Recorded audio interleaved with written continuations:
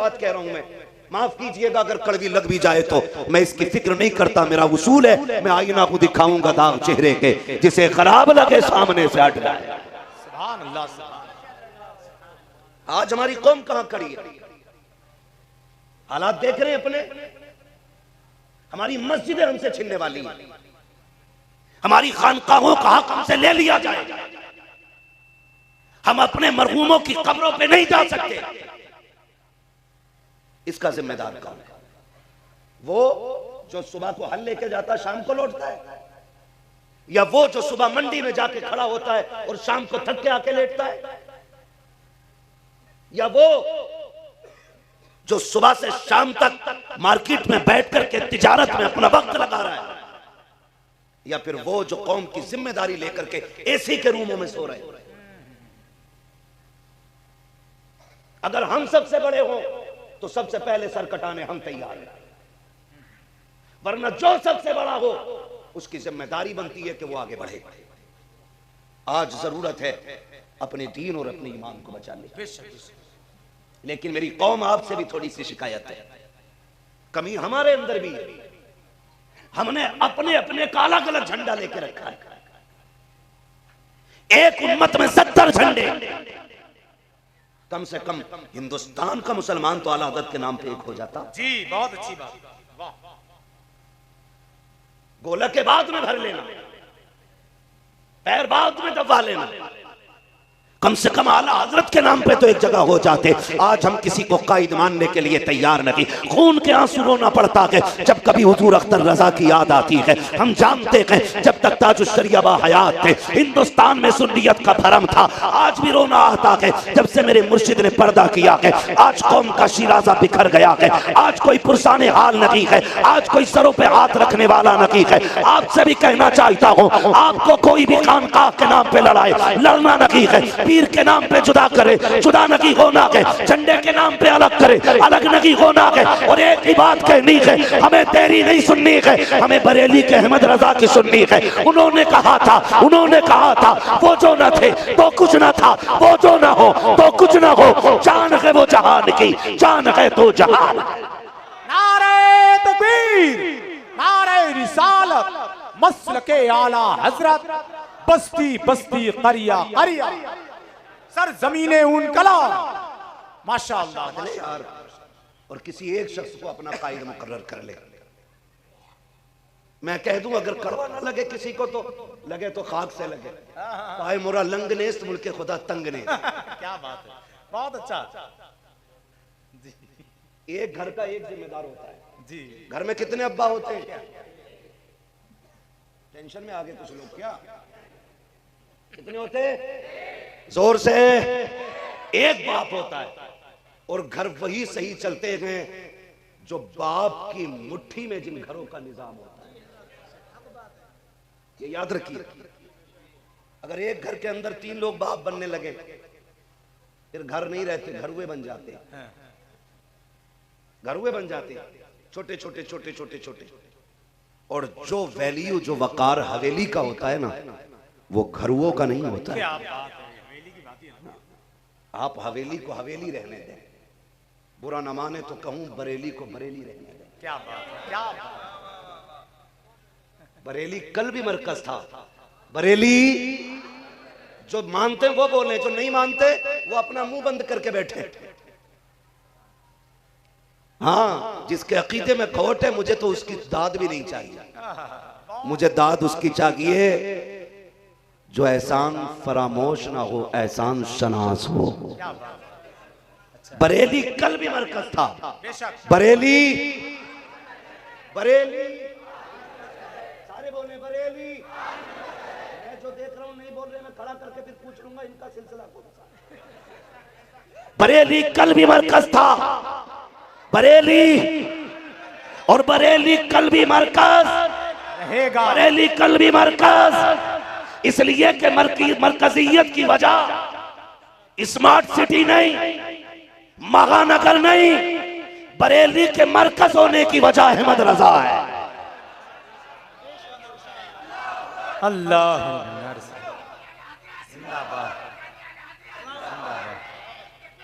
अल्लाह या रसूल अल्लाह, या रसूल अल्लाह। है ना। हो सकता है कल मेरी गुफ्तगू पे कोई टिप्पणी करे। मैं आज कहता हूँ हमारे उलमा ने हमारा कायद हुजूर अज़्ज़द मियां को मुकर्रर किया है। सुभान अल्लाह, बेशक। फिर अगर सारे लोग मिलकर के उन्हें कायद तस्लीम कर लें तो कम से कम कौम एक ठिकाने पे नहीं आ जाएगी। बोलो आ सकती है कि नहीं? आ जाएगी ना। लेकिन माने क्यों? सबके अब्बा तो आला हजरत है और हर कोई अपने आप को मुफ्ती आजम समझे बैठा है। मैं पूरे हिंदुस्तान की बात कर रहा हूं। इसलिए मैं कहना चाहता हूं खुदाराज कौम एक जगह आ जाए। ये कौम की सबसे बड़ी जरूरत है, सबसे बड़ी जरूरत है। आज हमें एक जगह इकट्ठा होना, एक जगह। और याद रखो, मैं आपसे फिर ये कह दूं, डॉक्टर इकबाल का वो शेर, डॉक्टर इकबाल ने पहले ही कहा था, न सब लोगे तो मिट जाओगे हिंदी मुसलमानों, तुम्हारी दास्तां तक भी न होगी दास्तानों में। अभी वक्त है, होश के नाखून लें, अपने रवैये बदलें। बड़ी तकलीफ हुई, एक जगह से गुजर रहे थे, पूरा गांव सजा था, पूरा गांव। क्या हुआ कि यहाँ 3 दिन ईद चलती रहती है। 3 दिन ईद चलती रहती। अल्लाह ने 1 दिन रखा ईद का, इसने 3 कर लिया। ईद के दिन, ईद उल फित्र में रोजा रखना बोले हराम है। एक ही दिन ना, उससे अगले दिन जायज है, उससे अगले दिन तो जायज है। ये कह रहा है 3 दिन ईद चलती है हमारे गांव की। मेरा कौन सी कह रहा है? 1 दिन ताजी, 2 दिन बासी। हाँ, 2 दिन बासी। 1 घंटा कल जाम में फंसा रहा उस शहर में। अच्छा, क्या हुआ ना, अभी ईद चल रही है और वो बेगैरती हमारी कौम की, जो बेटियां कभी ना निकली होंगी, वो ईद के बहाने से बाजार में आती और हम इन्हें उनका हक समझते हैं। हम इसको बेटियों का हक समझते हैं। ईद के नाम पे बदमाशियां हमारे माशरे में, और फिर कहते हैं दुआ करो सलाहुद्दीन आ जाए। खाली दुआओं से सलाहुद्दीन आता तो सबसे पहले हमारे घर में आता। ये तो सोचो आप, दुआ नहीं, दुआ बाद का काम है। पहले आप जमीनी तैयारियां करें। जमीनी तैयारियां क्या है? बेटियों को कनीज़े फातिमा ज़हरा बनाओ, फिर आंगन तुम्हारा होगा, आने वाला खालिद इब्ने वलीद होगा। ये जरूरी है। और याद रखिएगा, औलाद के नेक होने में सबसे अहम रोल मां का होता है। बाप का भी उतना नहीं होता है जी, जितना अहम रोल। क्या वजह है? आज तक पुराने बड़े बूढ़े आप देख ले, पुराने बड़े बूढ़े क्या करते? रिश्ता करते तो कहते लड़की की अम्मा कैसी है, कहते लड़की की अम्मा ठीक है। फिर इसकी दादी नानी, ओ भाई निकाह किससे करना, जा किधर रहा देख ले। तो बड़े बूढ़े कहते हैं नहीं, मां का असर औलाद में नस्लों तक आता है, नस्लों तक आता है। हमने देखा है 3 सिलसिले के 3 लोग शजरे के सही और चौथा गलत होना, बड़े बूढ़े कहते नहीं करनी है। कहा क्यों? का इसकी अम्मा का कैरेक्टर अच्छा नहीं था।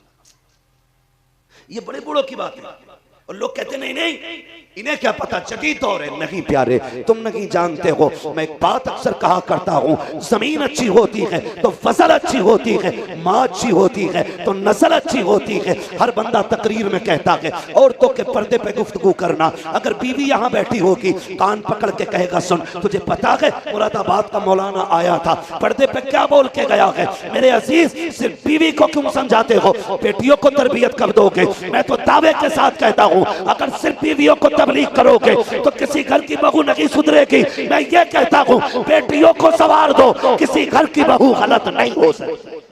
बेशक बेशक, बहुत अच्छा, बहुत अच्छा। बेटियों को सवारो, बहुएं खुद ब खुद सवर जाएंगी। इसलिए कि किसी के घर की भी बहू होगी तो किसी के घर की बेटी होगी, किसी के भी घर की बहू किसी ना किसी के घर की बेटी होगी। और जब बच्चियां नेक होती हैं तो फिर नस्लों में वली पैदा होते हैं, वली पैदा होते हैं। और ऐसे होते हैं कि जो खाली आने वालों की झोलियां भर के भेजा करते हैं। ये याद रखिएगा, माओं का बड़ा अहम रोल है, माओं का बड़ा अहम किरदार है। इसलिए हमारी बहन बेटियों से पुरजोर मुखलिसाना अपील है, मेरी बेटी मेरी बहन, खुद सोच, खुद सोच। सबसे अहम रुकन इस्लाम में नमाज है। क्या है? जोर से बोले, इधर वाले बोल सकते हैं ना, जो पढ़ते हैं वही बोलें। सबसे अहम रुकन क्या है? नमाज है। और सबसे अच्छी जगह कौन सी है? सलामत रहे माशाअल्लाह, बड़े अच्छे लोग हैं। और एक वली के आंगन में बैठने वाले अच्छे नहीं होंगे तो फिर कैसे होंगे? सबसे अच्छी जगह, सबसे अच्छी जगह और सबसे अहम इबादत। सलामत रहे, सोच समझ के बोल रहे हैं, डर की वजह से कहीं कुछ गड़बड़ ना निकल जाए। नहीं निकलेगा, ठीक है ना? सबसे अहम इबादत। अच्छा बताओ, औरत अपने यहाँ जोहर में आती है मस्जिद में? नहीं। असर में, मगरिब में, इशा में, फजर में, जुमे में, ईद में, किसी में नहीं ना? क्यों? क्यों नहीं आती? जायज नहीं। उसका मस्जिद में आना, मर्दों के साथ खड़े होकर के नमाज पढ़ना, इस्लाम इसकी इजाजत, इसकी इजाजत। लाओ उन नशेड़ी पीरों को जो उर्स और मेले के नाम पे मर्द और औरतों के मेले सजा के सबके झाड़ू मार के बरकत बांटते। एक एक झाड़ू इनके भी मारो और इनसे पूछो, जब इस्लाम बेटी को उसकी इज्जत की हिफाजत की वजह से नमाज की इजाजत लोगों के साथ मस्जिद में नहीं देता, तो फिर बहन बेटियों को मेले और बाजार में जाने की इजाजत कौन दे सकता है? अल्लाह अल्लाह, बहुत अच्छा पैगाम है। वाह वाह,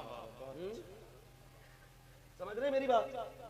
आप याद रखें जी। और जो तावीज लेने जा रहे हो ना गठरी बांध बांध के, बड़ा बाजार गरम है जी। 18 साल डकैती डाली, दाढ़ी रख के बैठ गया, रुमाल लपेट के, कह रहा ये घोड़े के बाल की अंगूठी है, अच्छा, ये उसकी हड्डी की अंगूठी है, अच्छा। इसे पहनोगे नसीब तेज चलेगा, तकदीर लिखने वाला रब है। कौन है? कौन है? अगर किसी के पीर को कह रहा हूं तो माफ कर जाना, मैंने नहीं कहा था किसी लुटिया चोर से मुरीद हो जाओ। मैं तो अब भी कह रहा हूं, ऐसे शख्स के हाथ में हाथ दो जो हाथ यहां पकड़े तो रिश्ता मदीने वाले से जोड़ दे। सुभान अल्लाह, सुभान अल्लाह, सुभान। ऐसे शख्स का हाथ पकड़ो, बहुत अच्छा। और अगर आप फंस गए हो कहीं जाकर के तो आया कि आज रजा का बेटा, हाँ, उस नशेड़ी लटेरी भांग पी के कह रहा कलंदर हूं, सुल्पा इतना लंबा लेके, कौन है? कर मस्त है, बाबा है, मस्त, तेरा कलंदर है। और एक नारा लगाते, जिहालतें इनकी अपने अपने तौर पे करते है ना, तो कहते हम अली के मलंग हैं, अली के मलंग। अली का मलंग जानता है किसे कहते हैं? अली का मलंग देखना हो तो बू अली कलंदर को जाकर के देखो, जाके देख अली का मलंग कैसा है, तब तुझे पता चलेगा कि अली अली कहना किसका हक है। कभी मुहर्रमों के दिनों में आकर के, मुहर्रम के दिनों में लोग शराब पी के ढोल बजा के अली अली के नारे लगाते हैं, कभी सुल्फे लगा के अली अली कहते हैं। हम कहते हैं जबान को लगाम दे, तू अली का नगी है, अली हमारे है, तेरे अली नगी है, तुझे तो तमीज तक नगी है, अली की जात का नाम है। तू नशे की हालत में शराब पी के अली अली कर रहा है, और हम ये कहते हैं 1000 बार बशोयम लेकिन से मुझको गुला उस नामे तू गुफ्तन कमा ले आदमी। क्या बात है, हाँ, बहुत अच्छा। शराब के नशे में अली अली, हमारी कौम इतनी सीधी है, गिर जाती है। जी जी। बाबा ताबीज देना। और हमारी माँ बहनें बेटी बेटी हैं, आपसे कह के जा रहा हूँ, ईमान मजबूत कर लो, उतना मजबूत जितना इमाम अहमद रजा ने सिखाया है। सुभान अल्लाह। मैं हट के बात नहीं करूंगा। बाबड़े आते कहते जी इन्हें तौहीद नहीं आती, तौहीद नहीं आती, तो तौहीद तेरे बाप से सीखे गया। इनकी तौहीद देखो, माज़अल्लाह, पजामे का कपड़ा पूरा नहीं लेना है आज तक,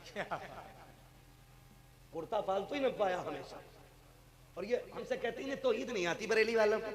इनकी तौहीद देखो, इनका अकीदा ये है माज़अल्लाह खुदा झूठ बोल सकता है, माज़अल्लाह बोले, माज़अल्लाह। ये बदअकीदों के अकाईद खुदा के बारे में कहते हैं खुदा झूठ बोल सकता है, और हमारा अकीदा है खुदा हर ऐब से पाक है। नारे खुदा, नारे रिसालत, नारे गौसियत, मसलके आला हजरत। चलूं आगे थोड़ा सा। खुदा हर ऐब से पाक है, हमारा अकीदा, ठीक है।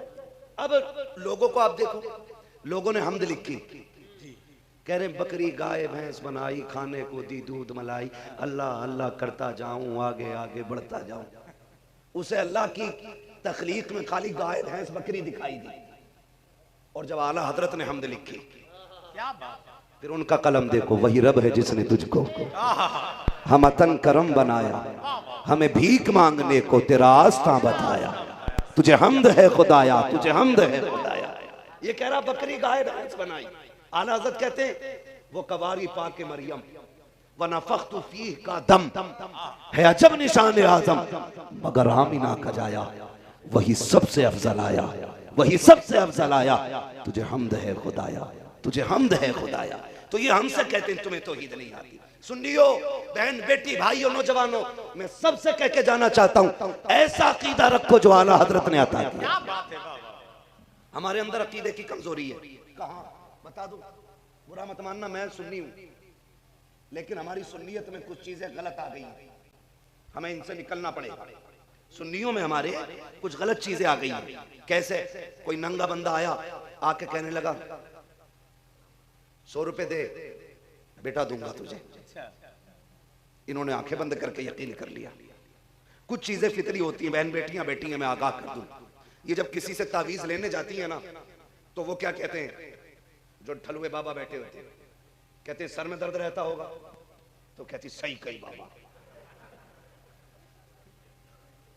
ये तलवों में आग निकलती होगी कि ये भी ठीक, कभी कभी ये पिंडली ऐंठती होंगी का ये भी ठीक, का एकदम उठती होगी तो कमर दर्द करती होगी, का ये भी सही है, का कभी कभी हाथ में क्या बोलते हैं उसको, झंझनाहट का, बिल्कुल कहा एक एक मर्ज बाबा ने पहचान लिया। का इसका इलाज क्या? का पगली परेशान क्यों होती है, 1151 रुपए दे 3 तावीज दूंगा तू ठीक हो जाएगी। इसको क्या पता इसके बाप ने तोड़ी दिया है, वो मजदूर शोगर जो सुबह से शाम तक मंडी में खड़ा रहा है, जिसने बोझ कंधे पे उठाया था, वो बेफिक्री से ला करके इसके हाथ में दे करके चला गया। इसे ये सोचा ये मेरे घर की मुहाफिज होगी, ये मेरे बच्चों की देखभाल करेगी, इसकी जिम्मेदारी में मेरा मकान मेरी दौलत है, सब कुछ इसको मुहाफिजा समझ करके दे करके चला गया। उसे क्या पता था कि जाकर के किसी बाबा की ठगी में आएगी, जाकर के दौलत में आग लगाएगी। मेरी बेटी हाथ जोड़ के कहता हूँ, किसी ऐसे ठगे के पास मत जाना जो 1100 में तेरी तकदीर बदलने का दावा करे, 500 रुपए में तेरी तकदीर बदलने के फैसले करे। ओ खुदा के वास्ते कभी ठगे जाना मत। अगर काम ना बनते हो किसी बाबा की चौखट पे ना जा, अगर जाना है रब की चौखट पे आ जा, मुसल्ला बिछा दे, रो के रब को दिखा दे, जो सैकड़ों बाबा नहीं कर सकते वो तेरी इबादत का एक सजदा करके दिखा सकता। नारे तकबीर, नारे रिसालत, मसलके आला हजरत। सुभान अल्लाह, सुभान अल्लाह। मत जाओ, रुक जाओ। एक पीर साहब तो वो लेके, सॉरी तावीज वाले बाबा, एक गांव से पूरा सोना ही लेके भाग गए। अब भी मुरीद पूछ रहे हैं, हुजूर हमें फोन करके हजरत हमारे जो पीर साहब थे वो सोना लेके भाग गए, हम उनके खिलाफ FIR कर दे, जहन्नम में तो नहीं जाएंगे? मतलब ऐसा डरा रखा है ठगविद्दियों ने जैसे कि आज की हुकूमत ने डरा रखा है। वो लुट गया फिर भी पूछ रहा जहन्नम में तो ना जाऊंगा, कुछ कहूं तो। दिल के पपोले जल उठे सीने के दाग से, इस घर को आग लग गई घर के चिराग से। हाँ, मेरा ये 3 दिन में चौथा जलसा है जी, इसकी वजह से थोड़ा सा मैं बोल नहीं पा रहा हूँ, मेरा गला बैठा हुआ, लेकिन माइक कितना अच्छा है कि मैं तकरीर कर ले रहा हूँ। बहुत अच्छा साउंड आपका बोल रहा है, तवज्जो है ना सारे लोगों की। ये कंडीशन, पीर साहब पूरा सोना लेके भाग गए, मुरीद अब भी डर रहा, FIR करी तो कहीं जहन्नम में न डाल दिया जाए। क्यों? कब निकलोगे इन चीजों से? पढ़े आला हज़रत, सरकार आला हज़रत। कौन? नकी अली का बेटा, रजा अली का पोता। क्या बात, जो तन्हा वली नहीं, जिसकी नस्लों में वली इब्ने वली पैदा हुए हैं। और हम तो फख्र से कहते हैं आला हजरत को मालदार अगरबत्तियों ने नहीं बनाया, वो खुद इतने बड़े बाप के भी बेटे हैं जिनके पास हजारों नहीं कई हजार बीघे जमीन थी, इतने बड़े बाप के बेटे। ये याद रखिएगा। उस जगह जाना हुआ, एक जगह में ना अभी गए थे कांट की तरफ, लोगों ने बताया, लोग ये कहते नहीं नहीं आला हजरत तो कोई चीज नहीं है, इन मौलवियों ने आला हजरत खुद बनाए, कोई और तो नहीं बना पाए, हम आला हजरत एक ही क्यों बने हमसे? अगर ये फैक्ट्री हमारे पास होती तो हम एक आला हजरत बरेली में बनाते, एक मुरादाबाद में भी बना लेते अपने छोटा मोटा आला हजरत, लेकिन आला हजरत एक ही है हमारे पास, और वो भी हमने नहीं, मदीने वाले मुस्तफा ने बनाए हैं। कर लूं बात जी। उनके मोहल्ले में आ गया एक भीख मांगने वाला, जी। मैं तो उसे फकीर नहीं कहूंगा। और कभी कभी ये मांगने वाले मौलवियों से बड़े कटते हैं, क्योंकि वो मसला पूछ लेता है, मेरे हाथ पैर सलामत भीग जाई से तुझे मांगना। अच्छा खासा 75 किलो का है, 4-5 रोटी मार दे रहा होगा एक टाइम में, मंडी में चल 500 रुपए दिलवाऊंगा, है ना, हलाल खा यार, यही तो मौलवी कह देता ना, तो चिढ़ जाते। आला हज़रत को देखा ना तो आके कहने लगा, आला हज़रत को देख करके, ला अल्लाह के नाम पे 10 रुपए दे वरना हवेली पलट दूंगा। हवेली आला हज़रत की थी, किसी और की नहीं, कहा हवेली पलट दूंगा। आला हज़रत ने कहा सुनो बाबा, आपको 10 नहीं 20 रुपए ले लो, लेकिन ये जुमला जो है ना आपका, ये रब की कुदरत के खिलाफ है। आप कौन होते हैं हवेली पलटने वाले? बताओ उसने क्या कहा, मुंह लग रहे हो मेरे, पलट के दिखाऊं अभी। तो जब हम एक अच्छाई और बुराई की जंग लड़ते हैं ना, फिर इम्तिहानात होते हैं जी, सच है। फिर इम्तिहान भी आते हैं। देखें अकीदे में कितना पक्का है। आपकी बहस फकीर से चल रही है, अंदर से मां ने कहा अहमद रजा बेटे जो मांग रहा दे, फकीरों के मुंह नहीं लगा करते। कहने लगे हमनी बात ठीक है, लेकिन अहमद रजा नबी के दीन से जो बगावत करेगा कभी उससे समझौता नहीं कर सकता है। मैं 10 की नहीं, मैं 20 रुपए इसे दे दूं। और उस वक्त 20 रुपए की वैल्यू थी, आज 1000 की उतनी नहीं जितनी 20 रुपए की उस वक्त थी। कमी ये 20 रुपए मांग के मैं दे दूंगा, लेकिन लहजा तो बदलना पड़ेगा। अभी आप ये कह रहे थे, इतने में सरकार मुफ्ती आजम आलम इस्लाम, उस वक्त बचपन का जमाना, दूसरी मंजिल में थे, पैर फिसला जमीन पे गिरे, जैसी जमीन पे गिरे गए, अंदर से माँ की आवाज आई, बेटे अहमद रजा देख मैंने कहा था फकीरों के मुंह नहीं लगते गए, बेटे देख तेरा बेटा छत से गिर गया है, होना तो ये चाहिए था तोड़ के अंदर चले जाते, लेकिन बात हक को बातिल की चल लगी थी, बात हक को सदाकत की थी। इसलिए आला हजरत ने कहा अम्मी ये तो एक मुस्तफा रजा है, अगर 1000 भी हो अहमद रजा कुर्बान कर देगा, लेकिन जो नबी के दीन के खिलाफ बोलेगा कभी उससे समझौता नहीं किया जाएगा। अभी इतना कहा कि इतने में मुफ्ती आजम ने कपड़े झाड़े, आके कहते हैं अब्बा जी लगे रहिए, रब ने मुझे कोई तकलीफ नहीं हो। नारे तकबीर, नारे रिसालत, मसलके आला हजरत फैजाने सरकार मुफ्ती आज़म हिंद। ये नजरिया ये अकीदा हमारा होना चाहिए। आज आजा हथेली दिखा बेटी, उसने दिखा दी, लो कह रहा शोहर लड़ता तुम्हारा, तो भाई ऐसा तो कोई घर नहीं है, हम तो अपने आप को भी शामिल कर रहे हैं जिसमें घर में कभी कोई बात ना बनती है ना। मेरा मुंह देख के ना हंसो बेटे, जिस दिन शादी हो जाएगी उस दिन पता चल जाएगा। क्या बात है ना। तो ये हर घर में थोड़ा बहुत होता, अगली बात वो रखेंगे लाके, जिसके सारे ही मरीज होंगे, समझ रहे हैं। तवज्जो करें, बदलें अपने रवैये। आला हज़रत कहने लगे लहजा बदलो, उसने कहा नहीं बदलूंगा। गुस्सा आया, फरमाने लगे हवेली छोड़, तू मेरा जूता पलट के दिखा दे। निकाल दिया, उसने कहा ये कोई बात, उनने पैर लगाया हिलाई, तो सोचा मसला केड़ा पड़ गया, उसने फिर हाथ पूरी ताकत लगा ली, मुस्कुरा के मेरे रजा ने कहा तू मेरा जूता नहीं पलट सका, मेरी हवेली कैसे पलट सकता है। फरमाने लगे तू हमें लावारिस समझ रहा है, हम वो हैं जिनका वारिस बगदाद वाला भी है, जिनका वारिस मदीने वाला भी है। तो ऐसे ठगों से बचे, अपनी परेशानी अपने रब से कहें, अपनी तकलीफ अपने रब से कहो, ना सुनी जाती हो तो फिर इन अच्छे लोगों का वसीला दे के कहो, फिर भी ना सुनी जाए तो मुस्तफा का वसीला पेश करो। तेरी सरकार में नाता है रजा उसको शफी जो मेरा गौस है और लाडला बेटा तेरा है ना। पीर साहब मर गए, ऐसी थे जाली पीर, मुरीदों की अकीदत अपनी अपनी होती है, तो मुरीदों ने कहा सुराग छोड़ दो ताकि इससे बरकतें आती रहे। 3 दिन बाद इतनी बदबू आई कि मोहल्ले वाले परेशान हो गए, ये बदबू किधर से आ रही है। जब एक गया ना अंदर अगरबत्ती लगाने तो भागा निकल के, कहा ये बदबू पीर साहब की आ रही है। सुराग बंद करना भारी पड़ गया। हाँ, सुराग बंद करना भारी पड़ गया था। मैं कहना चाहता हूँ उनके हाथों में क्या हाथ देना जो 3 दिन के अंदर बदबू देने लग जाएं। नसीब वाले हैं जिसने उस अख्तर रजा के हाथ में हाथ दिया है कि जिसके इंतकाल को 1 घंटा नहीं कई घंटे बीत गए थे, लेकिन जब जनाजा बरेली से गुजर रहा था हर कोई देख के हैरत में था कि उनका चेहरा हयात से ज्यादा मौत के बाद हसीन नजर आ रहा था, और हसीन की नकी वजूद खुशबूदार भी था। कई घंटों के बाद उनको दफन किया गया। लोगों ने टिप्पणी की ये गलत कर रहे हो, लेकिन मेरे अख्तर ने बता दिया एक रात से पर्दा उठाना था।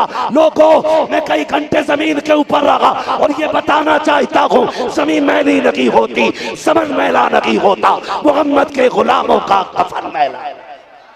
वाह वाह वाह, अल्लाह या रसूल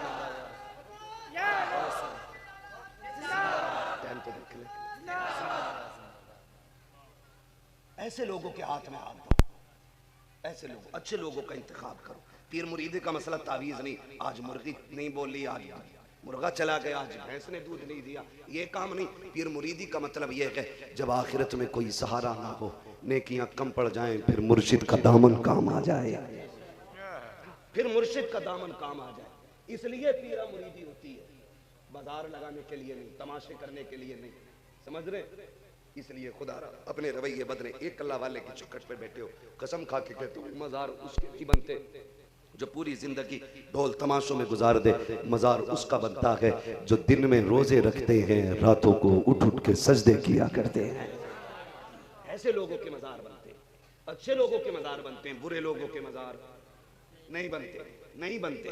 मैं एक बात बता दूं, नबुव्वत का दरवाजा बंद है। अब कोई नबी बोलो, अब कोई नबी नहीं आएगा। मेरा नबी आखिरी है। कौन है? आखिरी है। पाकिस्तान में चचुंदर जैसी शिकल, गधे जैसी अकल और नबुव्वत का दावा कर रहा है। अच्छा, मैं कभी कभी सोचता हूँ, शुक्र है हमारे हिंदुस्तान में ऐसा कोई मलून पैदा नहीं होता है, और हो भी कैसे सकता है। हिंदुस्तान में इमाम अहमद रजा लेटे हुए हैं। सुभान अल्लाह। गुमराही के हर ताबूत में एक कील मेरे अहमद रजा ने ठोक रखी, आता ही नहीं, आता ही नहीं। ये बड़े बड़े फितने उसी पार हो जाते हैं, इस पार आते नहीं है, क्योंकि रजवी सुन्नी जो है ना वो भी बड़े पक्के रहते हैं, बड़े पक्के रहते हैं।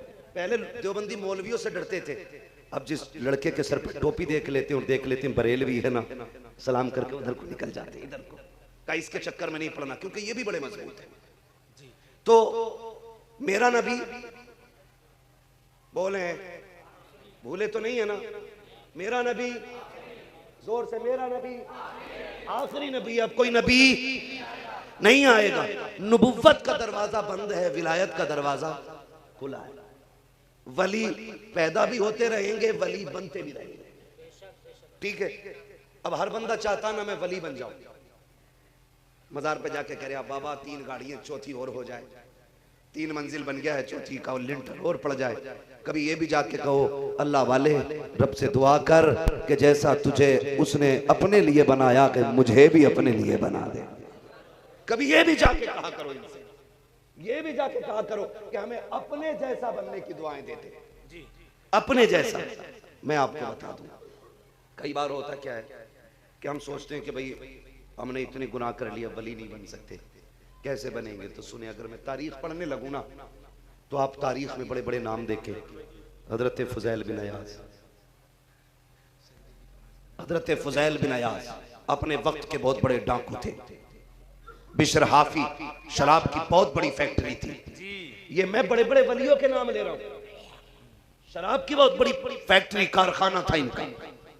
और एक बहुत बड़ा नाम आता है, बहुत बड़ा नाम, बिशर हाफी हो गए, फुजैल बिन अयाज हो गए, एक हबीब अजमी जो ब्याज इतना लेते थे कि एक वक्त की रोटी बिना सूद के पैसों के नहीं खाते थे। लेकिन जब तौबा की तो अब ये गौसे आजम के दादा पीरों में आते हैं। अल्लाह, अगर हम तौबा करेंगे अल्लाह हमें भी अपना नेक बंदा बना डालेगा। और एक शॉर्टकट बता दूं नेक बनने का, सुने, अपनी विलायत के लिए अपनी मां से दुआएं कराया करो। अगर माँ दुआ कर देती है तो रब बेटे को बिना इबादत के भी वली बना दिया करता है।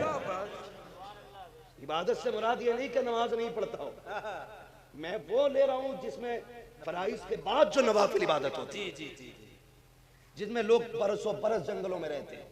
तारीख में मुंबई कितने लोग गए? कोई गया मुंबई? गए ना?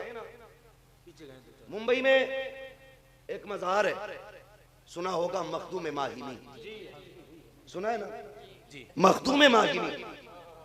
आज पूरा मुंबई उनकी चौखट को सलाम करने आता है। सुने जरा माँ की दुआ क्या होती है। क्या बात। आज तो अम्मा से एक बार नहीं कहता दुआ करियो, बीवी से रोज फोन करके कह रहा दुआ कर। जी मशीन बंद हो गई थी है, चल ठीक है उससे भी करा ले, मैं कब कह रहा हूँ वो काफी है, उससे भी करा। लेकिन सबसे दुआएं जो मुस्तजाब होती हैं औलाद के हक में वो माँ बाप की दुआएं होती हैं। किसकी दुआएं होती हैं? माँ बाप की दुआएं होती हैं जो औलाद के हक में मुस्तजाब हुआ करती हैं। हजरते मखदूम माहिमी होश संभाला,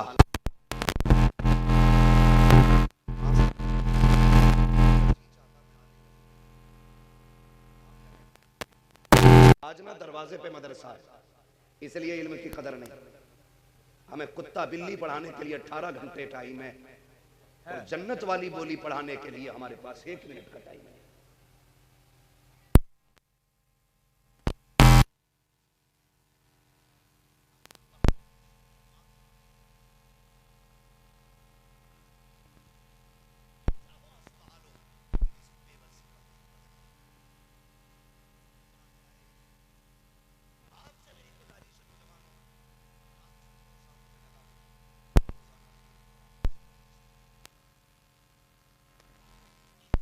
सुनते सुनते अगर तुम नात याद कर सकते हो तो कुरान भी याद कर सकते हो। कर लेंगे ना इंशाल्लाह, याद करेंगे इंशाल्लाह।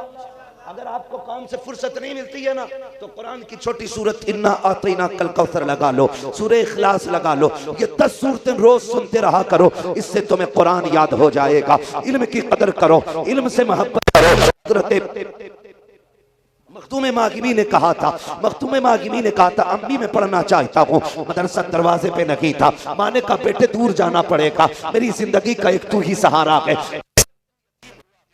बाप की दुनिया से जाने के बाद मैं तुझे देख के जिया करती हूँ, ए मेरे लाल तू चला जाएगा फिर मैं किसके सहारे जिंदगी गुजारूंगी, तुझे देखने को जी जाएगा फिर मैं क्या करूंगी, ए बेटे मैं तेरे बगैर नहीं रह सकती। जब माँ ने इतना कहा है, आप कहते हैं अम्मी अगर तुम मेरे बगैर नहीं रह सकती हो तो मैं दीन के बगैर नहीं रह सकता हूँ, मैं तुम्हारी जरूरत हूँ, दीन मेरी जरूरत है। माँ ने कहा अच्छा फिर बेटे फैसला कर, तुझे दीन चाहिए या माँ चाहिए। जैसे इतनी बात माँ ने कही है, अल्लाह पर आप कहते हैं अम्मी चल ठीक है मैं तुझे को कबूल करता हूँ, मैं दीन नहीं सीखूंगा तेरे पास रहूंगा। जब माँ ने इतना देखा कि मेरे बेटे ने अपनी ख्वाहिश का गला घोट दिया, मेरी मोहब्बत में दीन को छोड़ दिया, जब माँ ने इतना सुना के माँ ने बेटे को सीने से लगाया, आंचल फैला के कहा था अल्लाह ये मेरा लाल है, इसने मेरी रजा के लिए अपनी तमन्ना का गला घोटा है, मालिक तू तो हर चीज पे कादिर है, मेरे बेटे के तालीम का इंतजाम कर दे। माँ ने दुआएं मांगी है। हजरत मखदूम मागिनी कहते हैं मैं टहलने के दरिया के किनारे गया,